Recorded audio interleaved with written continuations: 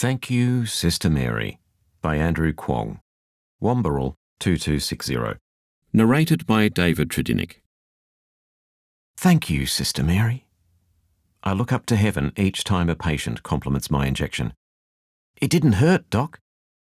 More often nowadays than ever, as a GP working through the recent pandemic, I cannot help but tell my patients the story of Sister Mary as I immunise my local community against the menacing COVID-19 infection, or when I am performing other medical procedures involving injections.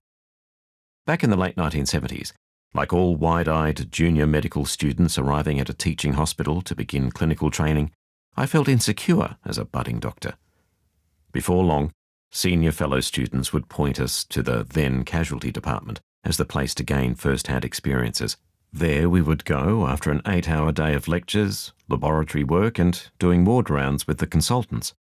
Through our envious eyes, we would see the interns and registrars in their smart long coats, and we students in short white jackets, following the experts behind like starched sheep, navigating those cavernous wards and never-ending corridors, all eager to learn the art of curing and healing. St Vincent's Hospital, located in Darlinghurst, Sydney, is situated near King's Cross, an area known for its vibrant nightlife and activities, as well as other less desirable aspects of humanity. Due to its proximity to the central business district and its status as a major teaching hospital for the University of New South Wales, this institution remains a significant medical facility in Australia. It is renowned for its expertise in various clinical areas, especially in the field of cardiac surgery. It was there where Doctors Winsor, Shanahan and Victor Chang performed Australia's first ever heart transplant in 1974, the year I began my clinical training there. A large nursing school, led by the resolute educators under the direction of the Sisters of Charity, has also significantly contributed to the hospital's reputation. These individuals committed themselves to the care of the ill, the elderly, the impoverished, and the vulnerable. I spent considerable time at the casualty department to gain experience in practical skills during my clinical years. As usual, the evenings would see ambulances ferrying patients to the department for urgent treatment. High with excitement, I could not wait to be of assistance to the incessantly busy doctors and nurses there. Sam, a senior student, looked at my new name badge and pointed to cubicle 3, saying, "Andy, here is an easy one for you. The young man needs a tetanus booster." "Excuse me, Sam, I haven't given an injection before." But he had already disappeared into another cubicle. I stood there and began to sweat, checking with the Year 3 student nurse who was to assist me. I recall now, looking back at her young face, that she was half amused and half tormenting. "Just hold it like this and pop it into the deltoid muscle," she said, matter-of-factly.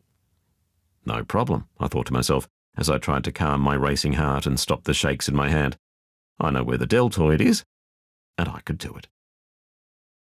The young footballer saw me approach with the nurse in tow. As if he was dodging a tackle, he jumped up from his chair and started to back away. His face turned pale, his hands waving the "no" sign as his legs gave way. He flopped onto the floor. Sam came to the rescue. "Only a pre-syncopal attack triggered by bad fear of needles," he said with confidence while swiftly planting the booster vaccine into the young man's upper arm before helping him up onto the examination couch. "You'll be fine, mate. No need to worry about this for another 20 years. With that, he disappeared back to his cubicle to continue whatever he was doing. With humility, I left cubicle 3. I noticed a motionless figure in a long white habit in the corner of the hall. It was Sister Mary, the nun in charge of the casualty department. An aura of calm and peace rose inside me. It was like seeing land after a shipwreck and a lighthouse beaming. "Good afternoon, Sister Mary," I said. "Could you teach me how to give an injection, please?" From her reassuring smile, I knew she had captured what had happened in cubicle 3.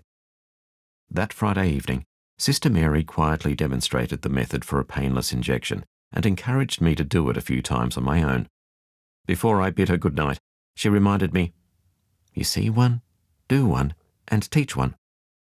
From then on, I attended as many Friday evenings as I could, observing the various dramas at Casualty, working under Sister Mary's watchful eye, and demonstrating the skills I learned from the seniors to the newly arrived medical students. That is how we learn the art of medicine. Years later, I volunteered to be the doctor for my son's first 15 rugby team on the field. While I enjoyed watching the game, I also treated many of the players, friend and foe, suturing up lacerations, popping shoulders and other joints back into place. Fast forward to recent days, I was watching my grandsons in nippers training on Clovelly Beach when one of the fathers greeted me. "Remember me?" he said. "I'm Dusseldorf. You once stitched me up on the field." The young man pushed back his hair to reveal a neatly healed scar that other people could easily mistake as part of the lines on his forehead.